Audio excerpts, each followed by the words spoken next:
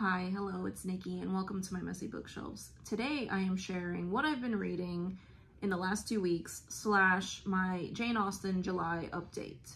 So before I get started, I just wanted to say thank you to those of you who did comment on my community post where I shared about losing our pup last week. We lost our middle dog, who happened to be my shadow. He was my particular dog, and yeah, I took a few days off, and I even took a day off of work. And yeah, I am back now because I have been sitting here in the silence. He was the loudest of the 3 pups that we have, and I need a distraction. And I decided I want to talk about books with my fellow readers and my book friends. So sorry about the depressing start, so I'll get into it. So the first book that I read was Sense and Sensibility by Jane Austen, of course. And this one, I don't know if it was because this was the one that I had only ever read once, but I really enjoyed it. I think I enjoyed it more than the first time that I read it.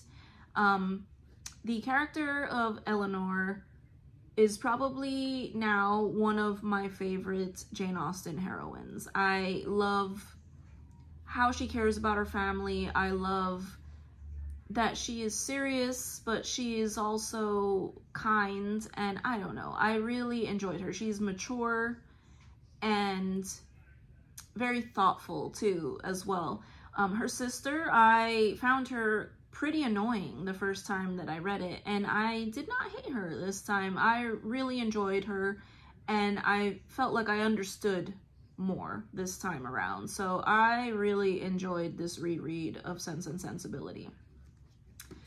The next book that I read was supposed to be Sanditon, but more on that in a second. The next book that I read was Mansfield Park.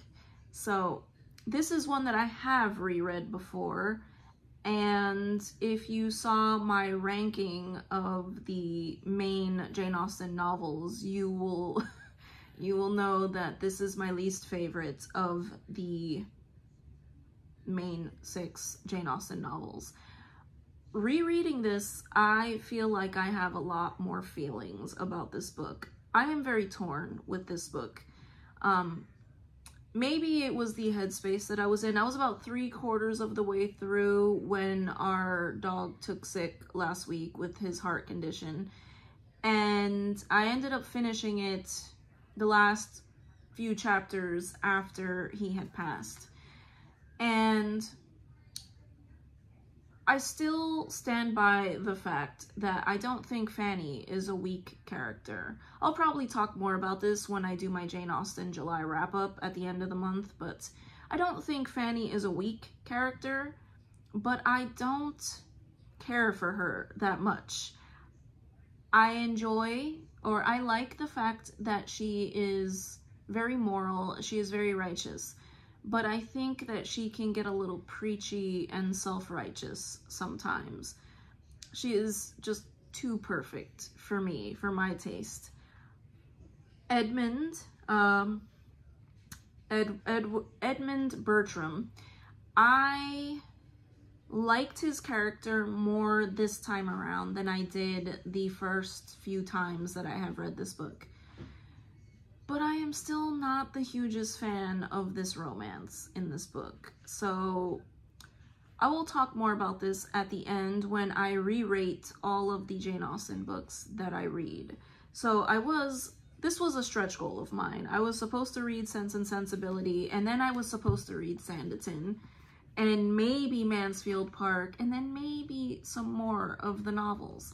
However, I did not even try to read Sanditon, and the reason is because I am a person who hates being cheated of an ending. I hate loose ends, and I really get nervous when I start a series that is not complete. I don't know, I think I'm traumatized from The Name of the Wind and Game of Thrones.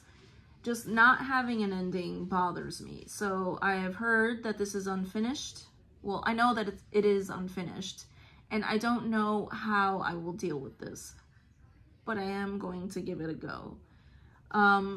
So right now, I finished those 2 Jane Austen books. I also listened to an audiobook of an Agatha Christie because I needed something to occupy myself the last few days, and I finished The Halloween Party. Now for what I plan on reading, I think this may be a completely Jane Austen month, or just Jane Austen this month. My stretch goal of reading all of the novels is starting to seem a little more possible because I am really not in the mood to read anything else right now. So I may start with Emma and then Sanditon, or you know what, I think I'm going to try both of these. I have one more book that I would like to try to read this month, and that is The Time Machine by H.G. Wells. And this is, I guess, sort of a nod to our fellow readers who are participating in Rocket Summer and classic sci-fi, which I wish I had known about it beforehand, before I kind of plunged into Jane Austen. But I've always wanted to read The Time Machine. It is relatively short. It's actually very short. So I think between the 3 of these, because I am obviously now in a little bit of a reading slump after the events of last week, I think I am going to read the first few pages of each one and see what draws me in, because I don't know, I'm feeling very Jane Austen-y this month. I know that there is an event with prompts and things, but I just wanted to read Jane Austen, so that is what I am going to do, and then maybe a little bit of classic sci-fi in there. I also got this really nice new copy of Pride and Prejudice, which is annotated, and I don't know, I may continue just reading Jane Austen and see how far I get into the rest of the novels, and then with Sanditon. So I don't know, this is kind of a disjointed video, but I've been a little distracted this past week, so please bear with me. But I thank you so much if you've made it to the end of this video. I would actually like to know, before I go, for those of you who have read Sanditon, how disappointing is the ending? Because I know that there is no ending. So how disappointed will I be? And how scared should I be to get into it? Because again, we know that I have problems starting things that don't have endings. So, but yes, please share with me if you have read Sanditon or what you are reading for this month, especially for Jane Austen July.